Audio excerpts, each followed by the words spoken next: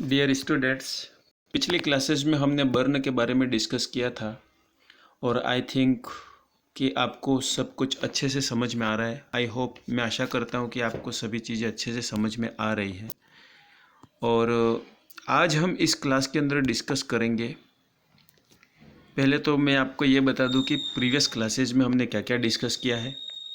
What is the burn, right? Burn की क्या condition होती है, बर्न के टाइप्स किस तरह से हो सकते हैं, इटियोलॉजी क्या क्या है, किन किन तरीक़ों से बर्न हो सकता है, chemical burn, electrical burn, thermal burn, right, और रेडिएशनल बर्न। इस तरह से हमने टाइप्स देखे थे। उसके बाद हमने देखा कि बर्न जो है उसको डायग्नोस कैसे किया जाए। अब यहाँ पर बर्न सीधा सा सामने दिखता हुआ बर्न है तो उसे अलग से कोई डायग्नोसिस की ज़रूरत नहीं होती है, लेकिन उस बर्न का जो परसेंटेज है उसको डिटरमाइन करने के लिए हम डायग्नोस्टिक रूप में एक मेथड यूज़ करते हैं, रूल ऑफ 9। इस तरह से बहुत सारे मेथड हैं, राइट? रूल ऑफ 9 हो गया, पाम मेथड हो गया। मोस्ट फेमस और मोस्ट यूजुअली जो यूज़ किए जाते हैं वो मेथड कौन से हैं? रूल ऑफ 9 और पाम मेथड, जो कि सक्सेसफुली और एकदम अपन कहेंगे उसको कि वैलिड मेथड है, राइट? इफ़ेक्टिव रिजल्ट देते हैं। तो ये डायग्नोसिस चीज़ें हो गई। उसके बाद हमने डिस्कस किया था कि बर्न के अंदर कैसे डिफरेंस आता है। Means first degree burn, second degree burn, third degree burn और फोर्थ डिग्री बर्न, इन चारों बर्न के नाम क्या क्या हैं और इनके अंदर डिफरेंस क्या क्या आता है, राइट? इसके बाद हमने ये डिस्कस किया कि यदि कोई पर्सन बर्न है, यदि वो 5% बर्न है या 10% बर्न है, तो किस तरह से उसको रिहाइड्रेट किया जाए, राइट? क्योंकि यहाँ पर पेशेंट जो है बर्न के दौरान वो डिहाइड्रेट हो जाता है और बर्न के दौरान जब उसका वाटर जो है, राइट, ये वाटर जो है ये इवेपोरेट हो जाएगा, लॉस ऑफ ब्लड हो जाएगा और बहुत सारे न्यूट्रिएंट्स और मिनरल्स जो हैं वो लॉस हो जाएंगे, क्योंकि पर्सन को बर्न है, स्किन जल गई है और स्किन का काम क्या है? प्रोटेक्शन का, राइट? तो स्किन के जितने भी फंक्शन हैं सारे फंक्शन डिस्टर्ब हो जाएंगे। जैसे कि स्किन का काम इन्फेक्शन से बचाना, तो यहाँ पर बर्न के कारण से पेशेंट को इन्फेक्शन हो जाएगा। स्किन का फंक्शन है कि यहाँ पर इलेक्ट्रोलाइट्स को प्रिजर्व करके रखना, वाटर को प्रिजर्व करके रखना, लेकिन क्योंकि यहाँ पे स्किन डैमेज हो गई है तो वाटर लॉस हो जाएगा, इलेक्ट्रोलाइट लॉस हो जाएंगे। स्किन का काम और भी यहाँ पर रहता है, जैसे कि स्वेट प्रोडक्शन करके वेस्ट को बाहर एक्सक्रिएट आउट करना, लेकिन क्योंकि यहाँ पर स्किन डैमेज है, स्वेट ग्लैंड डैमेज है, तो वेस्ट प्रोडक्ट बाहर नहीं निकल पाते। इस तरह से बहुत सारे चेंजेस इसके अंदर आते हैं। आज हम इस क्लास के अंदर आगे देखेंगे कि बर्न के हम इम्पोर्टेंट पॉइंट्स को ही पहले ले रहे हैं और आप कम्पिटिटिव पॉइंट ऑफ व्यू से भी यदि इस क्लास को देखें तो आपको बहुत सारे इम्पोर्टेंट पॉइंट्स मिलेंगे और वहीं से क्वेश्चंस हमेशा बार बार रिपीट होते हैं और क्वेश्चन उन्हीं चीज़ों पे बनते हैं, उन्हीं पॉइंट्स पर क्वेश्चन बनते हैं जो कि केस मार्केट में अभी सबसे ज़्यादा अवेलेबल है, राइट? जिसकी ज़रूरत सबसे ज़्यादा है, जिस तरह की स्किल की ज़रूरत अभी मार्केट में सबसे ज़्यादा है, उन्हीं चीज़ों पर क्वेश्चंस ही बनते हैं। और ऐसे केसेस रहते हैं जो बहुत रेयर होते हैं, राइट? उन पे कंपैरेटिवली जो है कम फोकस किया जाता है और कम क्वेश्चंस बनते हैं। हालांकि नॉलेज है, हम सभी को सब चीज़ें आनी चाहिए, इमरजेंसी में कोई भी चीज़ की ज़रूरत पड़ सकती है, लेकिन मोस्ट ऑफ जो यूज़फुल पॉइंट हैं उनको हम सर्वोपरि रखते हैं और उनको हम पहले पढ़ते हैं। तो इसी क्लास को हम आगे बढ़ाते हुए मैं आपसे ये कहना चाहूँगा कि आप अपने साथ में पेपर और पेन लेके बैठिए। यदि आपको कोई चीज़ नई लगती है या पूछने लायक लगती है या किसी चीज़ के अंदर ज़्यादा उतरना चाहते हो तो आप पॉइंट वाइज पेपर पे लिखिए और जो चीज़ें अच्छे से समझ में आ रही है, जिसको बाद में रिवीजन की या याद रखने की चीज़ हो गई है, तो उसे आप नोट्स के रूप में अपने पेपर पे नोट कर सकते हैं। तो क्लास को स्टार्ट करने से पहले, राइट, जिन लोगों ने क्लास देख रहे हैं अच्छी बात है, और जो आपके फ्रेंड्स हैं जो आप पे सबसे अच्छा ज़्यादा भरोसा करते हैं, आप उनको इस क्लास के बारे में बता दें, ताकि उनको भी थोड़ा लाभ मिले और जो आपका सिलेबस का रिक्वायरमेंट है वो पूरा हो जाए। तो चलो आगे बढ़ेंगे। फर्स्ट हम डिस्कस करते हैं। मैं आपसे क्वेश्चन पूछना चाहूँगा कि पिछले 4-5 वीडियो में हम बर्न करके हम डेली जीत कर रहे हैं, डेली लड़ाई कर रहे हैं कि क्या है बर्न, कैसा है कैसा नहीं है। अब आपके सामने ये डायग्राम है, इसमें आपको ये बताना है कि ये किस तरह का बर्न है, राइट। एक प्रैक्टिकल स्किल डेवलप भी होनी चाहिए हमारे अंदर कि आपके नॉन में या कोई आपके गांव वाला आ गया और आपको कहेगा कि डॉक्टर साहब ये बर्न है, क्योंकि आप फ्यूचर के नर्सिंग ऑफिसर्स हैं, राइट। तो आपको पूछ सकता है कि ये किस तरह का बर्न है, या डॉक्टर साहब ये क्या हुआ, राइट। तो आप इस बर्न को पहचान के एक तो ये चीज़ बता सकते हो कि चूंकि ये रेड है, राइट, रेड है, और इसके अंदर आप थोड़ा गौर से यदि देखेंगे तो एपिडर्मिस जो है वो डर्मिस से अलग तो हुई है, लेकिन ब्लिस्टर बहुत छोटे छोटे बने, राइट। तो ये फर्स्ट डिग्री का तो बर्न नहीं मालूम होता है। और यदि सेकेंड डिग्री की बात करें तो सेकेंड डिग्री में तो ब्लिस्टर आते हैं। तो चूंकि यहाँ पर यदि हम गौर से देखें, राइट, गौर से किस तरह से देखेंगे, ये आपको यहाँ पे वाइट कलर की ये जो दिख रहे हैं, राइट, ये हो गए वाइट कलर के, ये सब चीज़ें क्या हो गई, ब्लिस्टर हो गया, राइट। और आप यहाँ पे ये चीज़ जो देख रहे हो, ये डैमेज्ड एपिडर्मिस है। एपिडर्मिस यहाँ पे डैमेज हो गई है, राइट। एपिडर्मिस क्या हो गई है, डैमेज हो गई है, और डर्मिस आपको अलग से दिख रही है। जबकि आप इस पोर्शन पे देखते हो, किस पोर्शन पे, इस पोर्शन पे देखते हो तो यहाँ पर आपको वाइटिश अपीयरेंस दिखेगा, ओके। और ये क्या हो गया, एपिडर्मिस, जो कि जलकर ऊपर की तरफ आ गई है। क्लियर। तो हम इसी तरह से आगे बढ़ते हैं। ये कौन सी डिग्री का बर्न हो गया सर, ये बर्न हो गया सेकेंड डिग्री का बर्न हुआ, लेकिन blister are small blister, right. इस तरह से फाइल के अंदर आपको कमेंट देखने को मिल सकता है डॉक्टर्स के हाथों से। आगे बढ़ेंगे। सेकंड,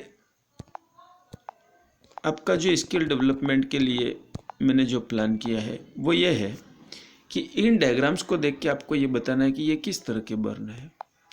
तो चूंकि यहाँ पर ये जो बर्न दिख रहा है आपको, फोर आर्म के अंदर जो बर्न है, रेडिश बर्न है, और ये सन बर्न के कारण से हुआ। ये किसके कारण से हुआ है, सन बर्न के कारण से हुआ है। सूर्य देवता के कारण से, सूर्य देवता को ज़्यादा हमने अंग प्रदर्शन कर दिया है, तो सूर्य देवता ने क्या किया है, यहाँ पे बर्न कर दिया, राइट।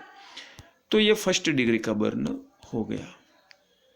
इस तरह से हम दूसरा देखेंगे, ये हो गया सेकेंड डिग्री का बर्न, क्योंकि यहाँ पर क्या है, यहाँ पर ब्लिस्टर है सर, यहाँ पर क्या है, ब्लिस्टर है। इसी तरह से हम थर्ड डिग्री की बात करें तो थर्ड डिग्री के अंदर क्या होता है, यहाँ पे आप साफ साफ देख रहे हैं कि यहाँ पर जो पेशेंट का एपिडर्मिस डर्मिस दोनों डैमेज होने के बाद मसल भी यहाँ पर दिख रही है, राइट। तो ये थर्ड डिग्री का बर्न है। और कभी कभी केस इतना सीवियर हो जाता है कि मसल भी डैमेज हो जाती है और बोन भी देखने को मिलती है।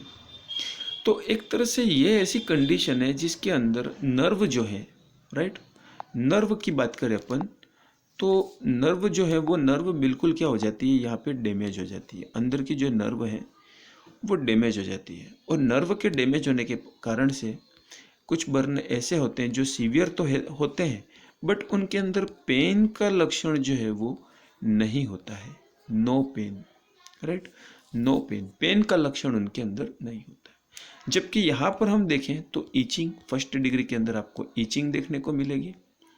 सेकेंड डिग्री की बात करें तो यहाँ पे आपको ब्लिस्टर देखने को मिलेंगे। ये इसकी पहचान है, राइट, ये इसकी क्या है, पहचान है। इस तरह से ये इसकी पहचान है गई ब्लिस्टर, और यहाँ पर ये इसकी पहचान हो गई कि मसल्स का यहाँ पर दिखना। तो आई होप आपको ये सारी चीज़ें अच्छे से समझ में आ गई होंगी, राइट। आगे बढ़ेंगे सर कि नेक्स्ट हमारी जो स्लाइड है वो इस तरह से है कि ये स्पेशल इसके अंदर बताया गया है चारों के अंदर डिफरेंस करके बताया कि ये फर्स्ट डिग्री का बर्न है, ब्लिस्टर दिख रहे हैं तो सेकंड डिग्री का बर्न है, ब्लिस्टर भी दिख रहे हैं और हाफ हाफ मसल डैमेज हुई भी दिख रही है तो थर्ड डिग्री का बर्न है, बिल्कुल डैमेज हो गई है मसल तो वो फोर्थ डिग्री के बर्न में काउंट किया जाता है। नेक्स्ट हम लेते हैं, ये आपके लिए second offer, right. Second question आपके लिए, बताइए कि आपके मरीज का ये जो बर्न है ये कौन सी डिग्री का बर्न है। तो सर आपको बताना है कि इसके अंदर, जैसा कि सर आपने पहले डायग्राम में जो बताया था, एपिडर्मिस डैमेज हो गई थी और डर्मिस दिख रही थी, तो सेम कंडीशन यहाँ पर भी है। यहाँ पर भी क्या है, एपिडर्मिस डैमेज हुई है और अंदर का आपको जो रेडिश अपीयरेंस दिख रहा है, राइट, अंदर का जो क्या दिख रहा है, रेड अपीयरेंस जो दिख रहा है आपको अंदर का, राइट, ये जो अपीयरेंस है, रेड अपीयरेंस जो है, ये रेड अपीयरेंस किसका है, मसल का है, क्योंकि एपिडर्मिस तो डैमेज हो गई है। तो आई होप आप बहुत इजीली समझ गए होंगे। आगे देखते हैं रूल ऑफ 9। रूल ऑफ 9 के अंदर ये जो बॉडी है ये एंटेरियर है और ये पोस्टेरियर। पेशेंट सेम है, यहाँ पर एक पेशेंट का हमने आगे से सेल्फी लिया है और उसका पेशेंट का पीछे से भी हमने फोटो लिया है, राइट। तो यहाँ पर सेम पेशेंट है और जो एंटेरियर की बात करें, एंटेरियर हम यदि चेस्ट की बात करें तो ये 9% होता है, राइट। इसी तरह हम एंटेरियर एब्डोमेन की बात करें तो ये भी 9% होता है, ओके। यदि हम पोस्टेरियर की बात करें तो ये भी 9% होता है और इसी तरह से ये भी आपका क्या हो जाएगा, 9%, राइट, जो कि पिछली क्लासेस में मैंने बहुत अच्छे तरीके से बता रखा है। पेरिनियल की बात करें तो 1% रहता है, all over perineal, right, anterior plus posterior दोनों। जेनाइटल मीन्स जेनाइटल एरिया के सराउंडिंग जितना आपको ये ग्रीन कलर में दिख रहा है, राइट, जो आपको ये ग्रीन कलर में दिख रहा है ये क्या हो जाएगा, 1 एरिया टोटल मिला के। नेक्स्ट ये अपना जो लेग की बात करें ये 9% है, ये एंटेरियरली ये भी 9% है, पोस्टेरियरली 9 हो गया, ये पोस्टेरियरली 9 हो गया। हैंड हम देखते हैं ऑल ओवर, राइट, ये 9% हो जाता है और यहाँ पर भी ये। तो इस तरह से मैंने आपको क्या बताया कि यहाँ पर रूल ऑफ 9 को हम किस तरह से कैलकुलेट करते हैं। एक और क्वेश्चन आ गया सर आपके सामने, बताइए हमारे प्यारे नर्सिंग ऑफिसर्स, क्या है ये, किस तरह का बर्न है। तो आपको विनम्र तरीके से कह देना है कि सर ये क्या है, सेकेंड डिग्री का बर्न है। क्या है, सेकेंड डिग्री का बर्न है। एक डायग्राम बना देना चाहूँगा आपके सामने, राइट। सेकेंड डिग्री और फर्स्ट डिग्री में क्या डिफरेंस रहता है, ये डर्मिस है, राइट, ये डर्मिस है। और यदि मैं इसके ऊपर एपिडर्मिस की बात करूँ, यदि ये एपिडर्मिस की बात करूँ, राइट, और बाई चांस किसी कारणवश यदि बर्न हो जाता है तो यहाँ की सेल्स क्या हो जाती है, डैमेज हो जाती है। और यहाँ की सेल्स जैसे ही डैमेज होंगी तो वो इस जगह पर, किस जगह पर, डैमेज वाले एरिया पर, इस जगह पर क्या होंगी, फ्लूइड सिक्रीशन करेंगी। क्या करेंगी, फ्लूइड सिक्रीशन करेंगी। और फ्लूइड सिक्रीशन करने के बाद यहाँ का फ्लूइड इस एरिया को आगे की तरफ धक्का देता है, तो इस तरह से एपिडर्मिस ऊपर की तरफ आ जाती है। अब आप क्या देख रहे हो, अब आप ये देख रहे हो कि यहाँ पे 1 सेकेंड,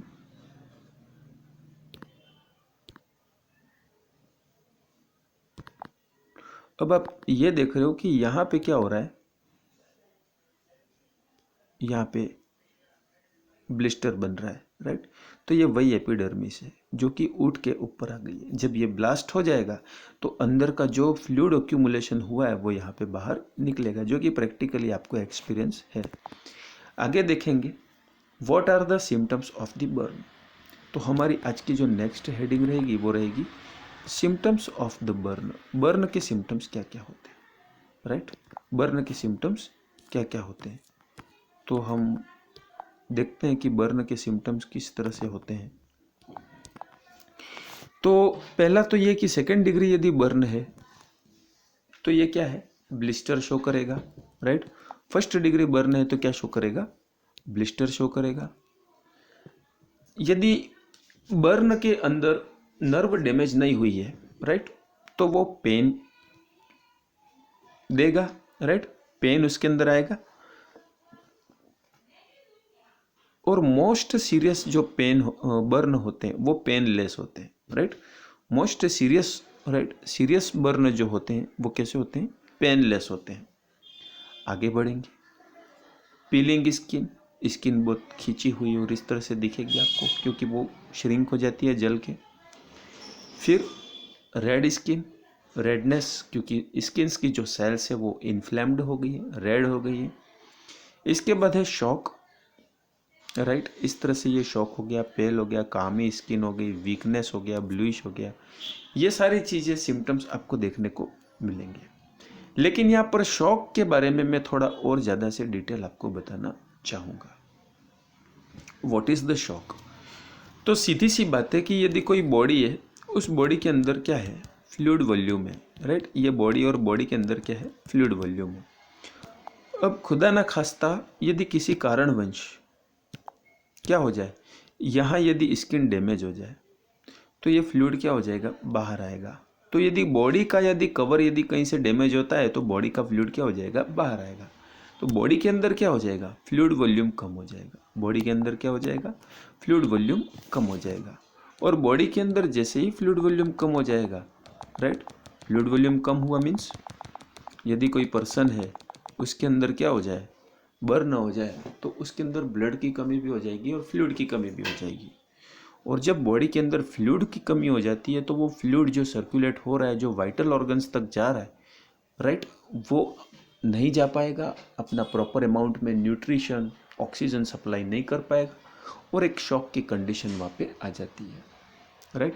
वाइटल ऑर्गन्स धीरे धीरे कोलैप्स होने लगते हैं। इस तरह से ये शॉक के सिम्टम यहाँ पे आते हैं। लेकिन यहाँ पर जो स्किन है वो आपको कैसी दिखेगी, स्किन कैसी दिखेगी, पेल एंड कामी स्किन दिखेगी, राइट। पेल एंड कामी स्किन यहाँ पे देखने को मिलेगी।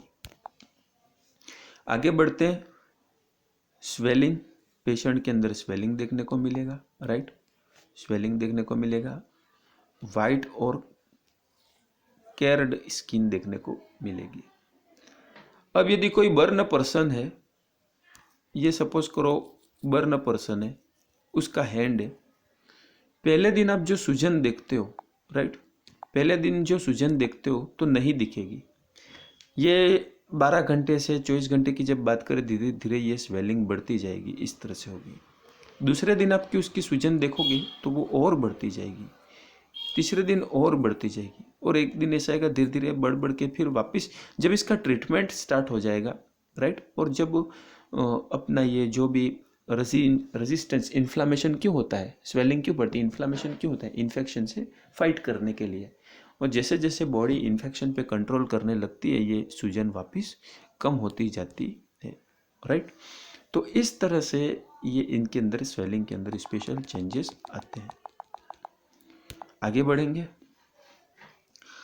First degree burn, second degree burn और थर्ड डिग्री बर्न, तीनों का डायग्राम आपके सामने है। और तीनों के अंदर क्या है, तीनों के अंदर आपको क्या देखने को मिल रहा है, पहला, only epidermis is damaged and redness is there, there is the epidermis and dermis both are damaged and blisters are there, there are damage of the epidermis plus damage plus nerve, so there is dermis damage of the या involvement अपन कह सकते हैं, involvement of epidermis plus epidermis involvement plus dermis and neurons endings, nerve endings का भी involvement इसमें होता है। और इससे यदि ज़्यादा हो तो ये मसल्स, बोन तक और इंटरनल ऑर्गन भी डैमेज कर सकता है। आगे बढ़ेंगे,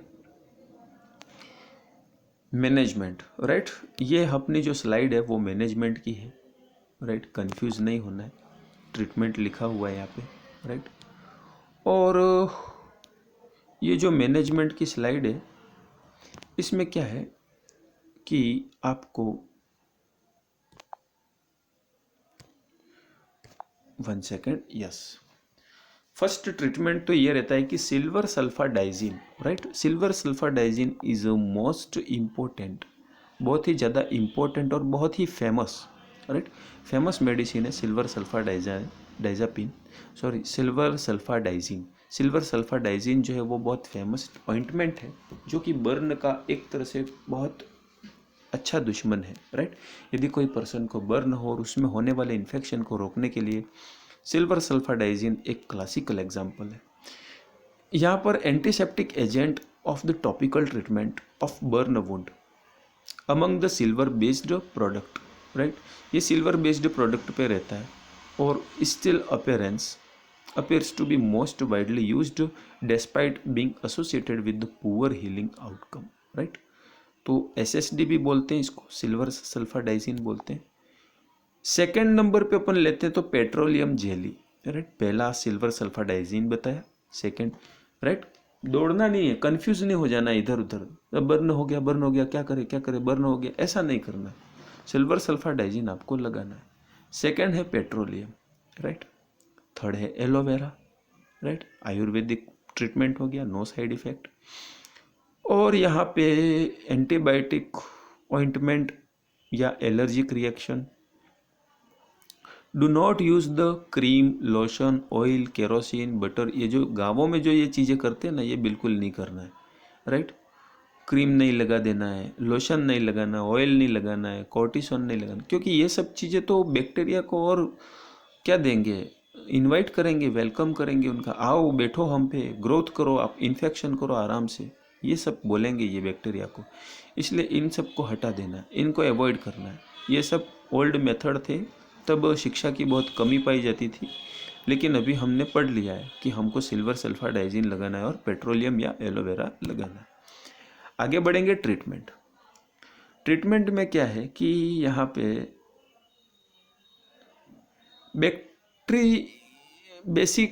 बेसिट्रेसिन, राइट। बेसिट्रेसिन स्पेशली एक तरह से अपन नाम के अकॉर्डिंग कह सकते हैं कि ये एक तरह से बैक्टीरिसाइडल है, राइट। और यह बेसिलस के लिए एक किलर का काम करता है। यहाँ पे सिल्वेडेन एंटी माइक्रोबियल क्रीम भी होती है, राइट। बेसिट्रेसिन, सिल्वेडेन, जैसे कि प्रोविडोन, आयोडीन ऑइंटमेंट वगैरह, ये सब भी यूज़ की जा सकती है।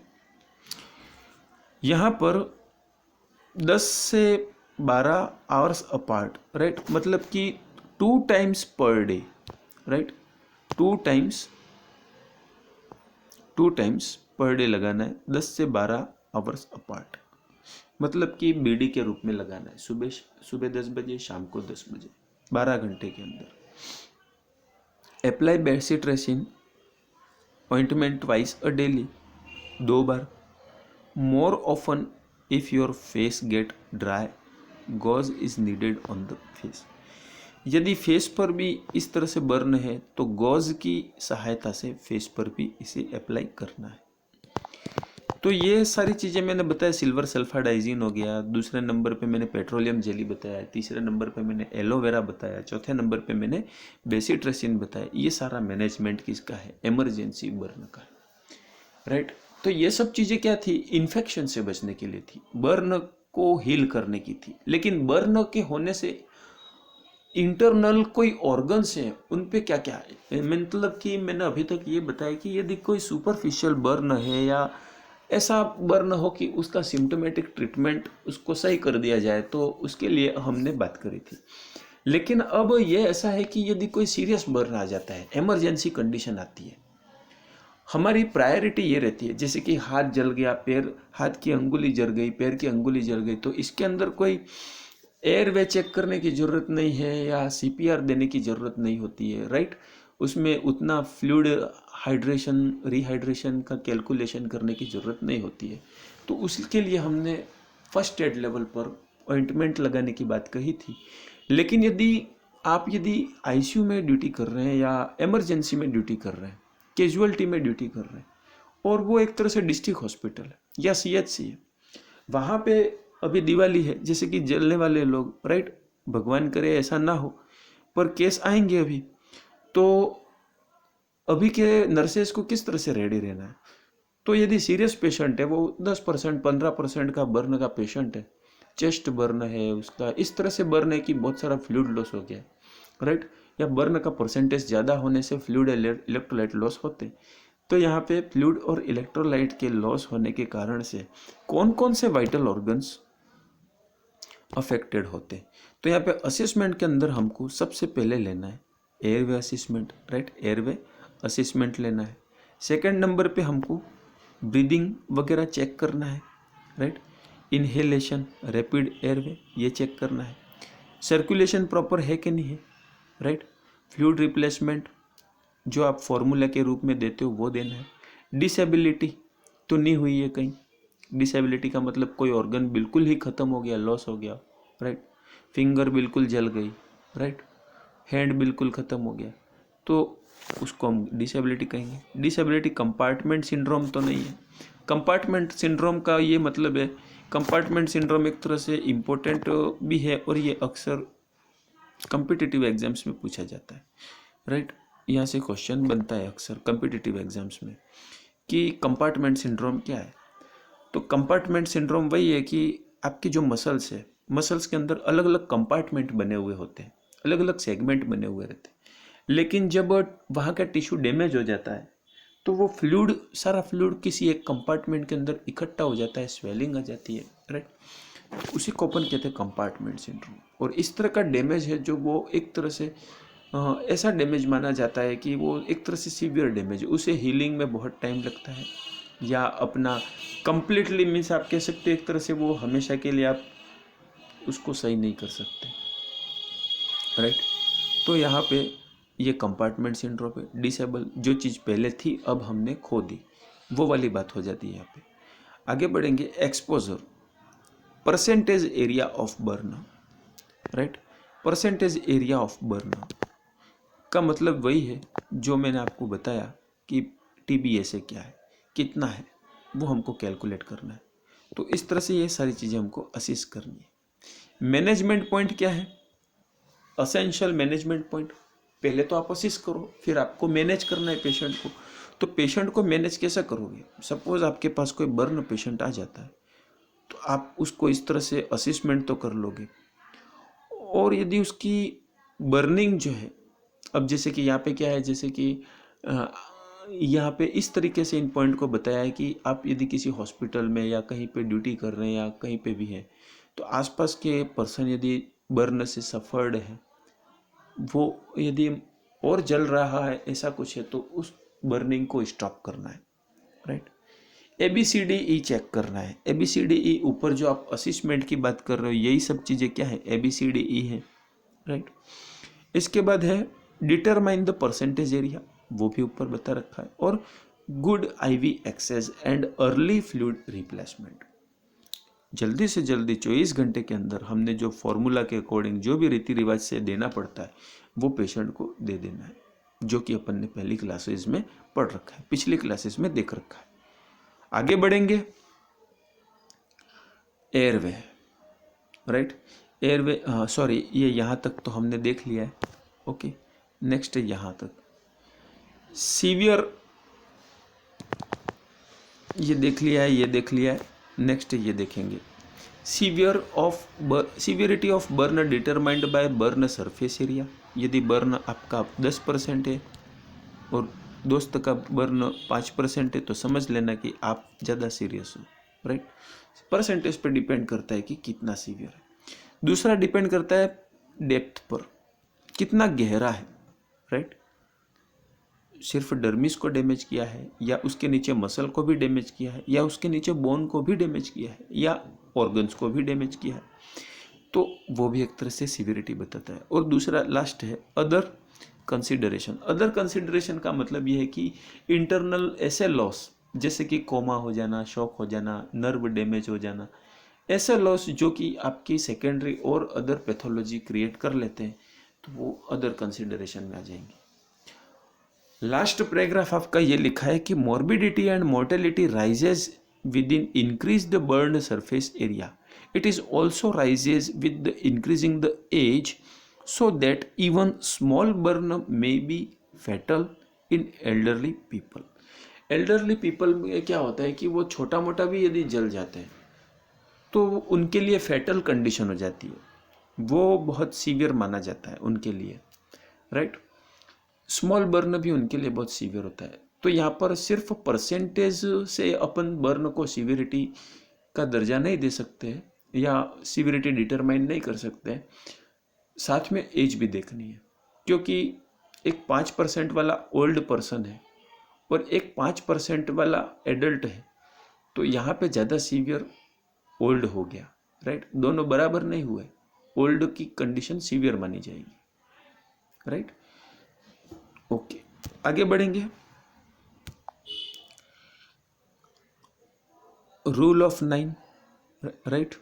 रूल ऑफ 9 इस तरह से, ये मैंने पिछले क्लासेस में सारी चीज़ें बताई दी है। The body is divided anatomical region that percentage 9, right. Anatomical region के अकॉर्डिंग बॉडी डिवाइडेड करी जाती है और उनमें हर भाग 9 का अनुपात रखता है, अपना परसेंटेज रखता है बर्न के लिए, और उसके अकॉर्डिंग कैलकुलेट किया जाता है।